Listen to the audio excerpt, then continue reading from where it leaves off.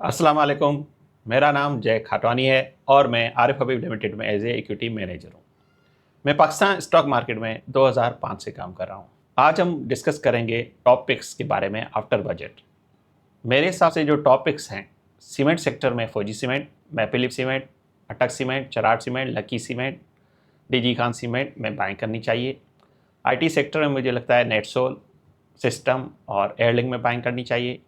इसके अलावा auto sector में होंडा कार में बाइंग करनी चाहिए, क्योंकि मार्केट में स्टॉक में जिन जिन पे टैक्स नहीं लगे, जिनको बेनिफिट्स दिए गए हैं टैक्स पॉइंट ऑफ व्यू से, उनमें जो सेक्टर हैं नुमाया तौर पे cement sector, secondly pharma sector, third IT sector और इसके अलावा टेक्सटाइल सेक्टर, जिन पे जो है पॉजिटिव मुझे लगता है कि इम्पैक्ट पड़ेगा। ओवरऑल पाकिस्तान स्टॉक मार्केट के पॉइंट ऑफ व्यू से बात की जाए तो देखा जाए तो बजट के बाद मार्केट में पॉजिटिव ही ध्यान रहेगा और मार्केट बुलिश ही रहेगी। इसके अलावा बजट में सुपर टैक्स जो है ख़त्म कर दिया गया है 50 करोड़ से कम आमदनी वाले बिजनेस पे। 50 करोड़ से ज़्यादा जिसके इनकम है उन पे जो सुपर टैक्स है 10% से कम करके 8% कर दिया गया है, जो 3 सेक्टर के लिए एप्लीकेबल नहीं होगा, जिसमें ईएनपी सेक्टर, फर्टिलाइज़र सेक्टर और बैंक सेक्टर। लेकिन इनके लिए कोई नेगेटिव भी न्यूज़ नहीं है, ये न्यूट्रली इनके लिए, लेकिन हो सकता है इनमें थोड़ी बहुत सेलिंग आए, क्योंकि कोई पॉजिटिव उन पे कोई रिलैक्सेशन नहीं दी गई, तो इसलिए हो सकता है कुछ सेलिंग इन सेक्टर में आए। तो अगर इन तीनों में अगर सेलिंग आती है तो मेरे ख्याल से बाय ऑन डिप करनी चाहिए, जिसमें ओजीडीसी है, मारी है, पीपीएल है, बैंक ऑफ पंजाब है, यूबीएल है, एमसीबी बैंक है और इसके अलावा फर्टिलाइज़र में एफएफसी है, एंग्रो फर्टिलाइज़र है। इनमें आप बाइंग कर सकते हैं।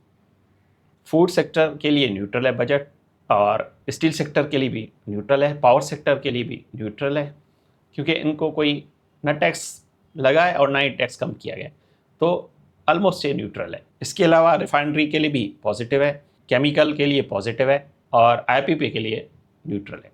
तो ओवरऑल मार्केट में देखा जाए कोई टैक्स बढ़ाया नहीं गया, उस हिसाब से देखा जाए तो पाकिस्तान स्टॉक मार्केट में पॉजिटिव इम्पैक्ट आएगा। कमिंग वीक में मार्केट में एक अच्छी बुलिश रैली नज़र आएगी।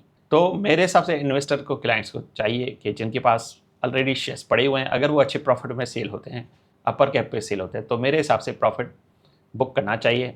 50 to 60% स्टॉक सेल करने चाहिए, 30 to 40% आप नेक्स्ट डे या नेक्स्ट कमिंग डेज के लिए आप होल्ड कर सकते हैं। फ्रेश बाइंग में मैं आपको कुछ इसके बता चुका हूँ, आप कर सकते हैं। मार्केट में ओवरऑल पॉजिटिव ध्यान है, कोई नेगेटिव नज़र नहीं आती, सिवाय यूएसए और ईरान की वार, जो अभी भी आपको पता है वो कंटिन्यू, अभी तक एग्रीमेंट साइन नहीं हुआ। जब तक वो वार ख़त्म ना हो जाती तब तक थोड़ा बहुत मार्केट में प्रेशर आ सकता है। ओवरऑल मार्केट में सच कोई नेगेटिव न्यूज़ नहीं है। अगर आप कोई भी स्टॉक बाय करना चाहते हैं या सेल करना चाहते हैं या अपना पोर्टफोलियो मैनेज कराना चाहते हैं, तो मेरा ऊपर दिया हुआ व्हाट्सएप नंबर है, आप मुझसे कॉन्टेक्ट कर सकते हैं। इसके अलावा मुझे लगता है कि मार्केट पे इम्पैक्ट पॉजिटिव आएगा, चांसेस हैं कि मार्केट बुलिश ही ओपन होगी, काफ़ी स्टॉक्स अपर कैप पे हों। तो अगर अपर कैप पे स्टॉक आपके अच्छे रेट में सेल हो रहे हैं, प्रॉफिट मेरे हिसाब से बुक करना चाहिए। और अगर मार्केट इतनी ज़्यादा पॉजिटिव नहीं ओपन होती, तो जिन जिन सेक्टर पे मैंने आपको बताया, जो जो टॉप पिक्स बताया, उनमें आप बाइंग करें, इंशाल्लाह आपको अच्छा प्रॉफिट होगा। थैंक यू, अल्लाह हाफिज़।